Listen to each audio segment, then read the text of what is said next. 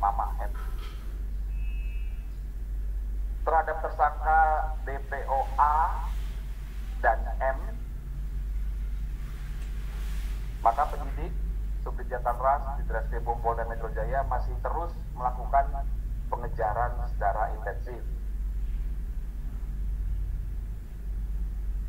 Pengungkapan kasus judi online yang menyeret pegawai Kementerian Kombiji membuat Menteri Kombiji yang baru dilantik Mutia Hafidz mengambil sejumlah langkah. Salah satunya adalah menonaktifkan 11 pegawai Kombiji yang terlibat. Mutia pun menegaskan komitmennya memberantas judi online sesuai arahan Presiden Prabowo Subianto.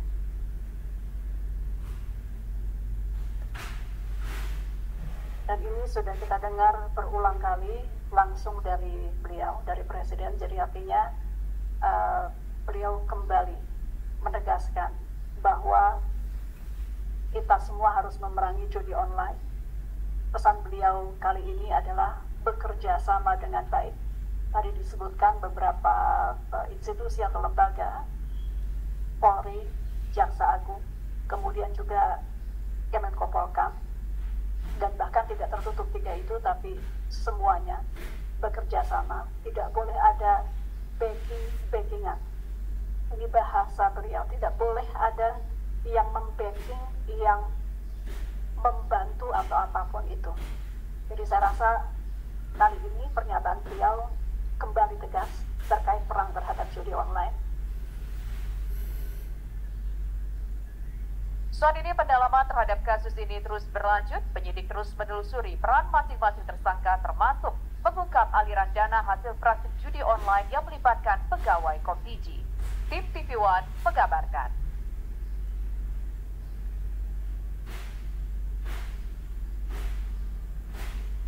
Presiden Prabowo Subianto menginstruksikan kepada institusi Polri, Kejaksaan Agung hingga Kemenko Polhukam untuk bersinergi memberantas judi online. Presiden pun mengingatkan semua pihak untuk tidak membackingi tindak pidana judi online. Hingga kini 11 dari 15 tersangka judi online berasal dari Kombiji dan 4 merupakan warga sipil yang bersekongkol dengan situs judi online. Lantas bagaimana kelanjutan dari pemberantasan judi online dan siapa pula dalang yang membuat judi online menjadi marak?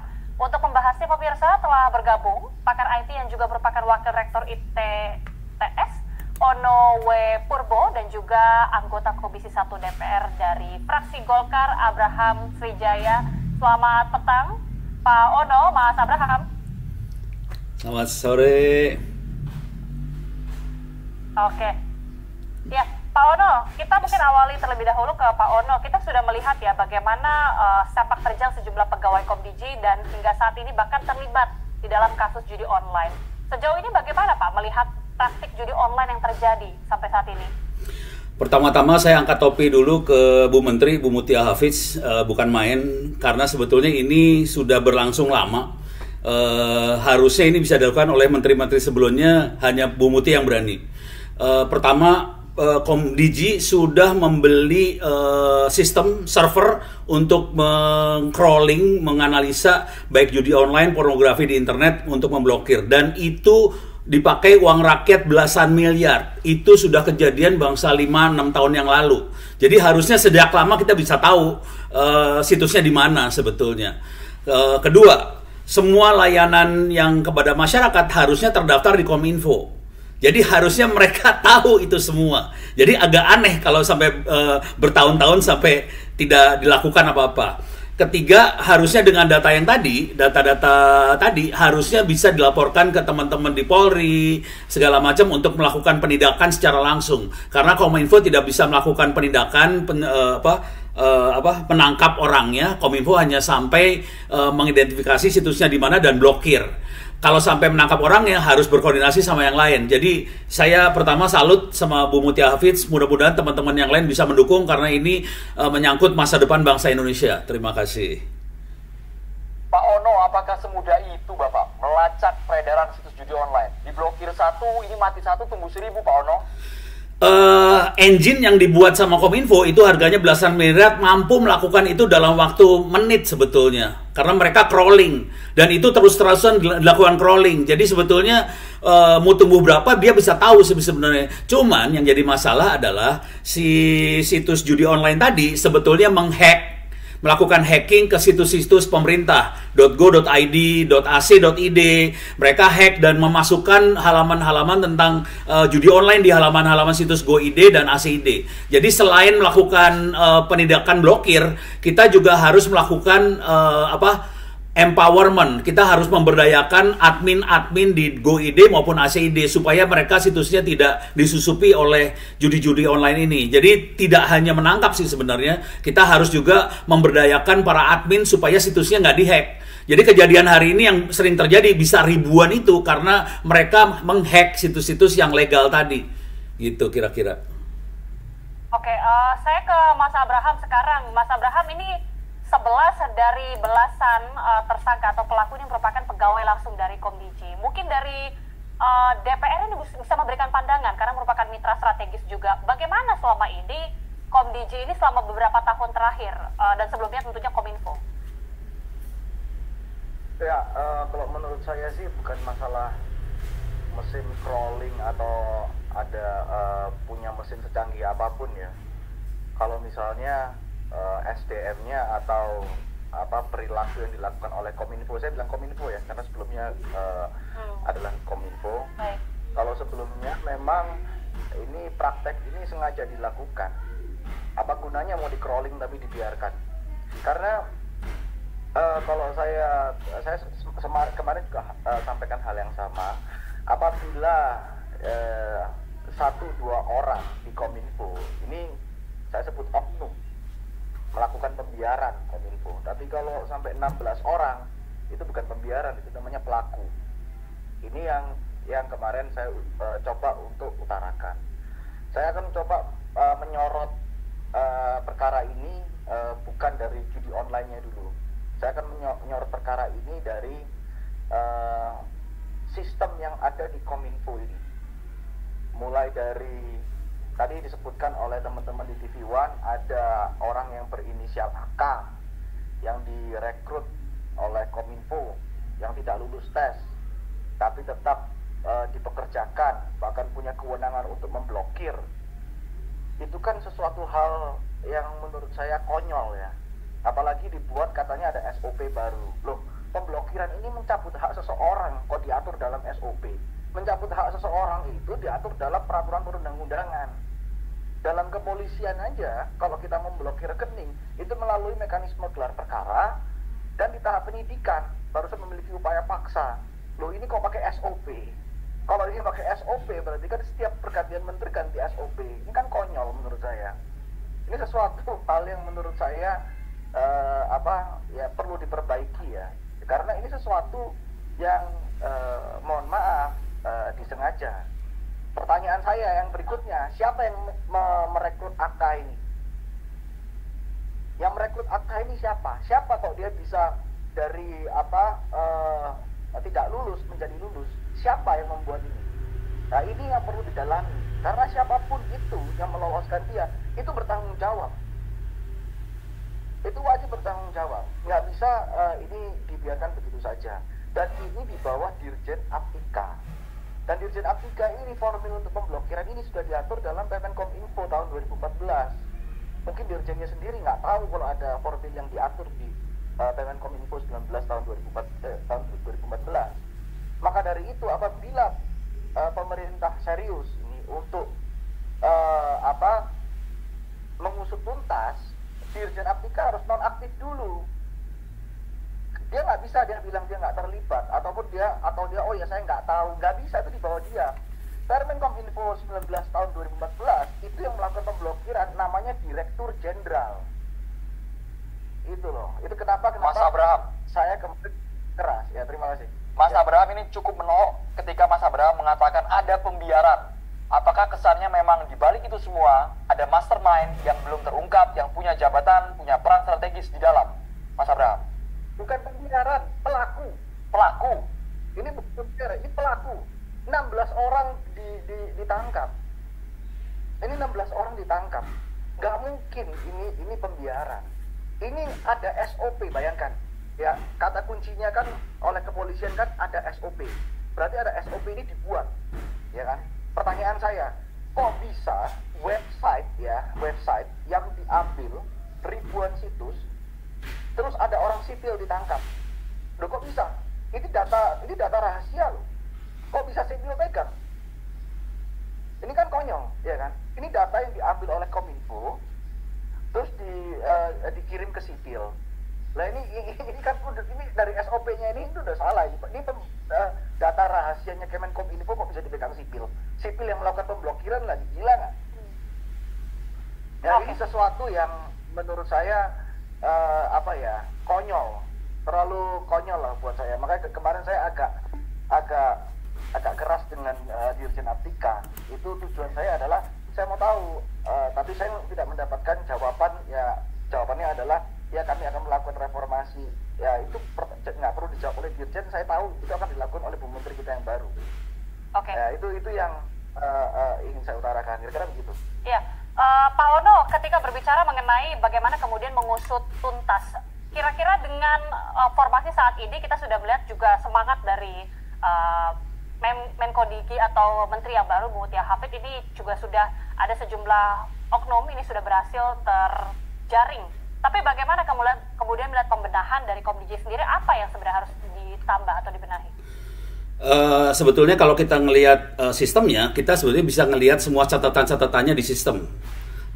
Sistem ini pasti ada log, ada catatan. Jadi kalau kita bisa lihat catatan, kita bisa ngelihat sebetulnya yang tadi yang Pak Abram takutkan apa yang itunya. Itu kita bisa lihat sih sebenarnya orang dalam mana atau orang luar mana yang akses ke sistem. Dari situ nanti kita bisa melakukan rekayasa, kita bisa melakukan pengejaran. Ini orangnya yang ini loh ternyata. Nah, mungkin lebih dari 16 tadi. Kalau saya cenderungnya setuju sama Pak Abram. Ini masalahnya pelaku ini udah di dalam lagi. Aduh, parah banget. Jadi kira-kira itu yang ada di kepala saya sih. Baik, jadi kalau pelakunya ada di dalam, jangka waktunya yang realistis butuh berapa lama Pak Ono? Tadi kan Mas Abram juga menyebut pakai metode seperti Bapak sebutkan, istilahnya apa tadi Pak? Web crawling nggak mempan itu, ya. Pak Ono. Setuju dengan Pak Abram bahwa itu masalah manusia, betul banget. Nah, kalau kebetulan kita punya mesin, jadi dengan mesin ini kita punya barang bukti banyak sih sebenarnya. Nah, pertanyaan berapa lama? Kalau kita bisa dikasih akses ke lognya, catatan-catatannya, kita bisa ambil catatannya, kita bisa melakukan forensik dari situ. Nah, itu ketahuannya bisa cepat. Biasanya untuk melakukan itu butuh waktu seminggu 2 minggu sih untuk melakukan forensik itu. Kalau kita dibantu dengan AI, kemungkinan bisa lebih cepat lagi. Kira-kira itu sih poinnya. Oke, usai jeda kita akan tanyakan langsung kepada Mas Abraham berkaitan dengan judi online yang kita sudah tahu ini berlangsung selama beberapa tahun. Tapi sepertinya bagaimana judi online ini, apakah memang sebenarnya dari luar negeri atau justru dari dalam? Sesaat lagi Mas Abraham, kami akan kembali usai jeda.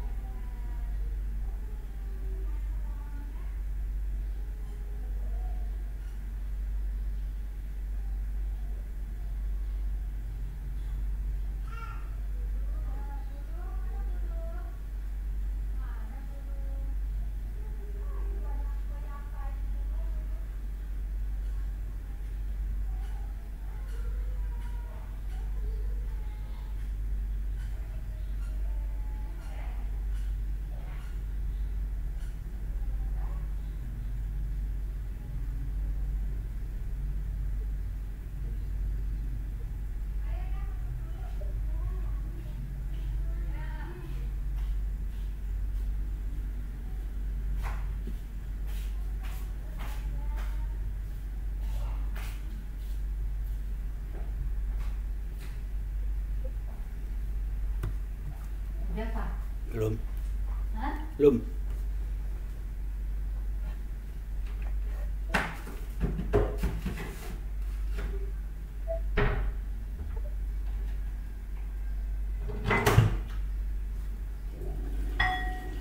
Berbicara mengenai judi online, Mas Abraham, dalam rangka mengusut tuntas, kita juga tentunya ingin mengetahui sebenarnya judi online ini apakah memang semuanya dari luar atau ada juga yang dari dalam negeri, Mas?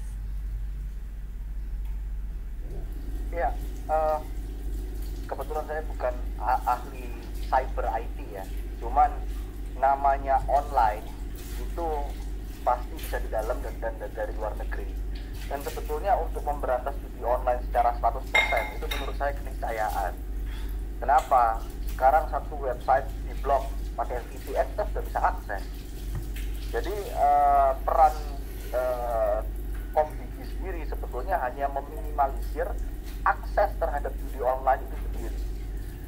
Saya kasih contoh lain, itu ada, ini bukan ngajarin ya, ada salah satu website, saya nggak sebut ya namanya, itu dari luar negeri dan itu legal di luar negeri.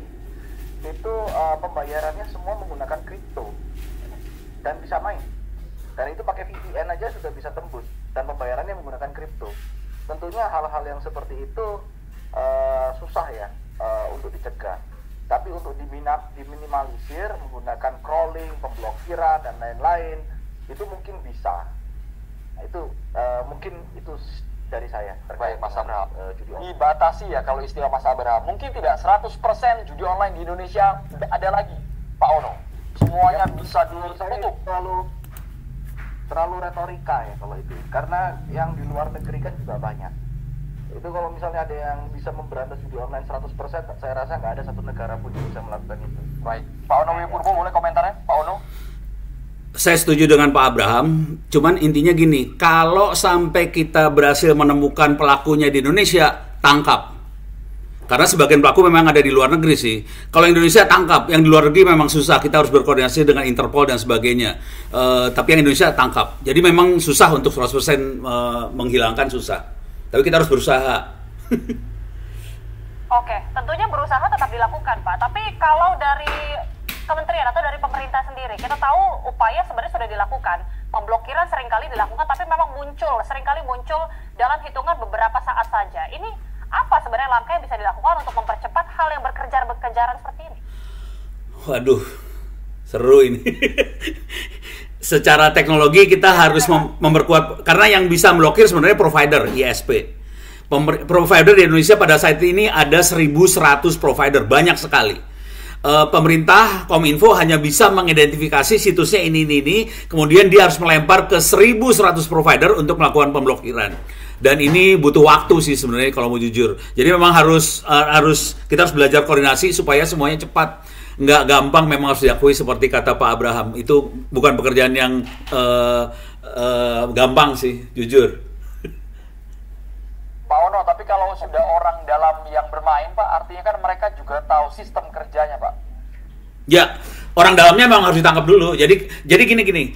Jadi dalam sistem itu ada log, ada catatannya. Kita bisa ngelihat bisnis prosesnya yang terjadi. Dari catatan itu kita harus mengidentifikasi. Ini larinya kemana aja sih? Nah, dari situ kita bisa identifikasi. Oke, pelakunya ini kita lihat di pelaku-pelaku ini. Kita analisa di pelaku tadi. Jadi memang kuncinya dari manusia, dan itu akan tercatat di sistem dalam bentuk catatan log itu, dan kita harus analisa dari log itu juga sih. Mudah-mudahan ini bisa melakukan transformasi atau perampingan bisnis prosesnya supaya kita bisa lebih bersih semuanya sih. Di log itu kelihatan semua sih sebenarnya.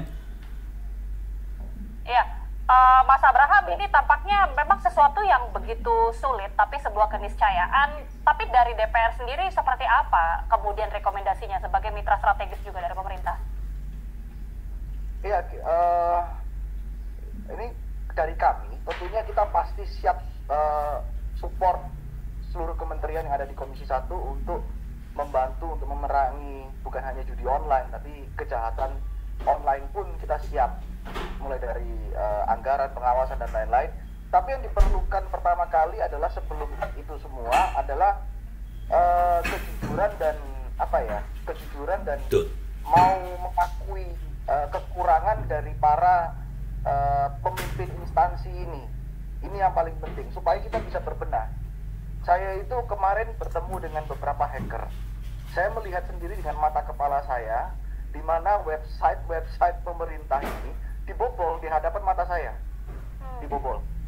Dan saya berusaha untuk mempertemukan orang-orang ini dengan instansi pemerintah, tapi saya lagi cari waktu supaya apa? Supaya kita berbenah.